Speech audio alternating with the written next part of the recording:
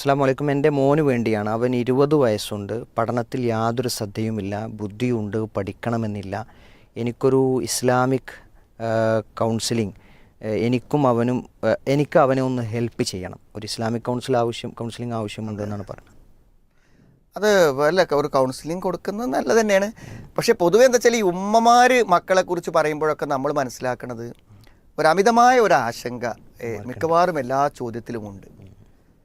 ഞാൻ സാധാരണ പറയാറുള്ള നമ്മളെ മറുപടിയിലുള്ളത് എന്താ വെച്ചാൽ ഈ കുട്ടിക്ക് ഇങ്ങനെ ഒരു പ്രശ്നമുണ്ട് എന്നുള്ളത് ഉമ്മയല്ലാത്ത മറ്റാരെങ്കിലും പറയുന്നുണ്ടോ എന്നുള്ളതാണ്. സ്കൂളിൽ നിന്നോ അങ്ങനെ വരുമ്പോഴാണ് നമ്മളതിനൊരു തകരാറായിട്ട് കാണുന്നത്. ഉമ്മക്കുണ്ടാവുന്നത് നമ്മുടെ മക്കൾ എങ്ങനെ ആവണം എന്നൊക്കെയുള്ള ആഗ്രഹത്തിന് വിപരീതമായി ഉണ്ടാകുമ്പോൾ ഒരു അമിതമായ ആശങ്കയും ബേജാറും ഒക്കെ ഉണ്ടായിരിക്കും. ഇപ്പോൾ ഇവിടെ പ്രകടിപ്പിക്കുന്ന കാര്യം തന്നെ അവൻ്റെ പഠനത്തെക്കുറിച്ചാണ്. നമ്മൾ പറഞ്ഞാൽ ഈ പഠനം എങ്ങനെയാണ് നമ്മൾ വിലയിരുത്തുന്നത് എന്നുള്ളതാണ് കാര്യം.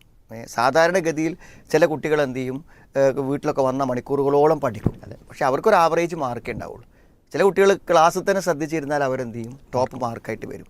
അപ്പോൾ പഠിക്കുന്നുണ്ടോ പഠിക്കുന്നില്ല എന്നുള്ളത്, അവന് കഴിവുണ്ടായിട്ട് അവൻ പഠിക്കുന്നില്ല എന്നുള്ളൊരു ആവലാതി ഏതെങ്കിലും അധ്യാപകന്മാരോ ആരെങ്കിലും പറയുകയാണെങ്കിൽ മാത്രമേ അതിനെപ്പറ്റി ചിന്തിക്കേണ്ടതുള്ളൂ. പിന്നെ ചെറിയ ക്ലാസ്സുകളിലൊക്കെ ആകുമ്പോൾ എന്ത് ചെയ്യും, അതങ്ങനെ കഴിഞ്ഞ് നടന്ന് പോകും.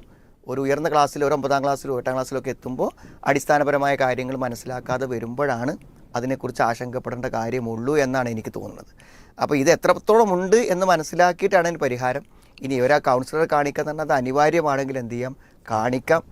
പൊതുവേ പഠന വൈകല്യങ്ങളെക്കുറിച്ച് പഠിച്ചിട്ടുള്ള അതിൽ സ്പെഷ്യലൈസ് ചെയ്ത ആളുകൾ തന്നെ ധാരാളമുണ്ട്. അപ്പം അങ്ങനത്തെ ഒരാളെ കണ്ട് സംസാരിക്കുന്നത് ഗുണമാണെങ്കിൽ അങ്ങനെ ചെയ്യുന്നതിന് വിരോധമല്ല.